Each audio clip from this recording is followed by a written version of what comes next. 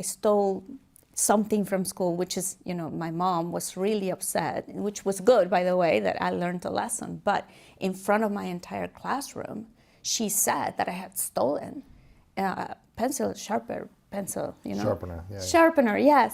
And so I was crying in front of the classroom, and I felt embarrassed. So then later, people who experience a lot of shame are the ones that turn into, people that can withstand a lot of abuse later in life, because that's what it feels familiar to you, And I gotta say something that I think it's very important. It's not our parents' fault. We should, stop blaming our parents for the way we are. They did what they could with what they could. They did their best with the tools they had, the things they had. So, and it's up to us to heal ourselves.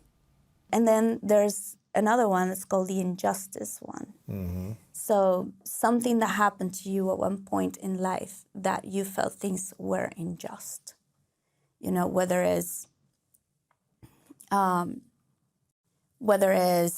the way in your perspective they treated your sister or your brother way better than they treated you. Mm-hmm. That felt unjust.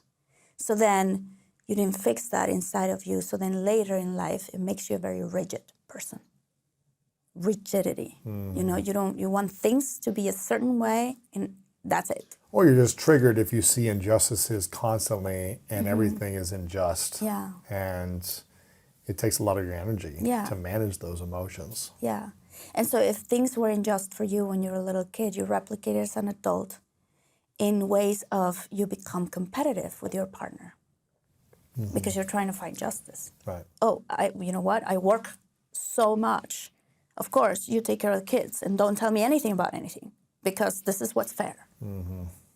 Wait, let's talk about it, So this is that type of personality. So for me, this, I needed to dive down inside of what was my life story, what was my wounds, why was I attracting these type of personalities? And why was it that whenever I attracted a nice guy, it felt boring? That happens to a lot of people.